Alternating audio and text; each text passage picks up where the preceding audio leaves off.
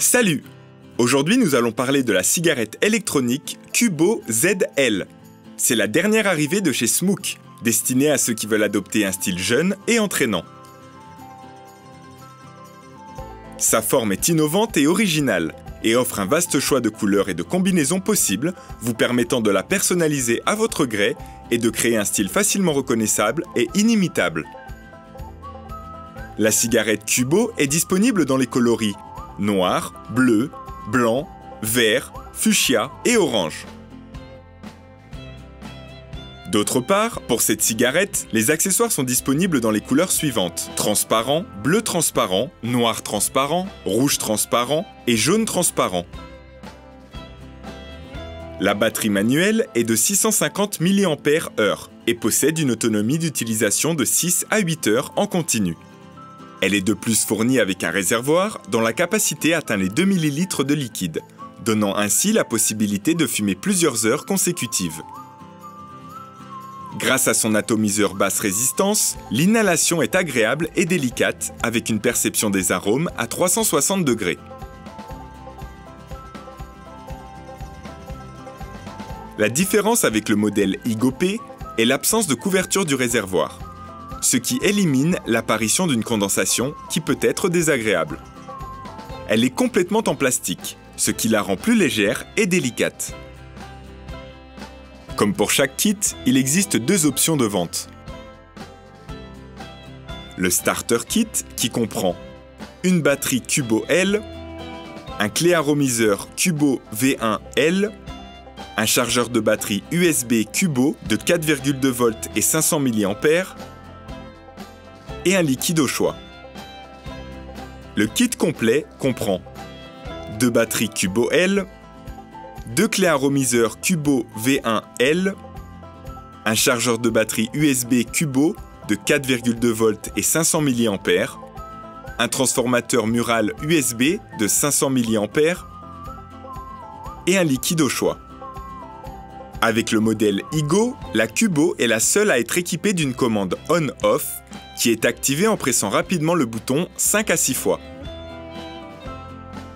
Elle va ensuite flasher 3 fois avant l'arrêt complet. On réactive la batterie en répétant cette opération. Quand la batterie est déchargée, la LED va flasher en continu. Prenez alors le chargeur USB et vissez-le délicatement dans la batterie. La LED du chargeur USB sera rouge.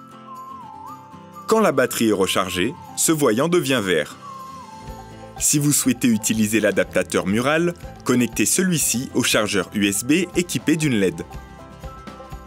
Voyons maintenant comment marche le clé aromiseur Cubo V1L.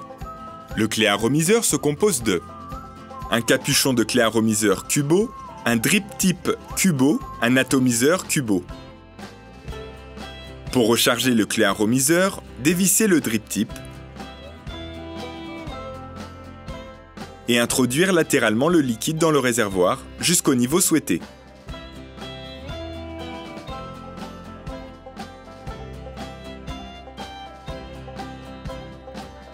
Revissez le drip tip. Le clé aromiseur est rechargé. Comme pour toutes les cigarettes électroniques, la résistance a une durée de vie de 2 à 3 semaines, ou jusqu'à ce que vous ressentiez un léger goût de brûlé ou que la fumée soit sensiblement réduite. La durée de vie est indicative et très variable en fonction de l'usage. Quand on doit changer la résistance, il suffit de dévisser le drip tip, puis la résistance au centre du réservoir, pour la remplacer par une nouvelle.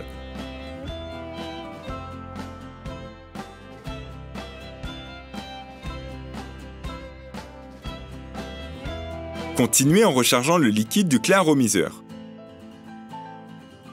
Rappelez-vous que si la résistance n'est pas imbibée de liquide, on risque d'avoir dans la bouche un goût désagréable d'acroléine.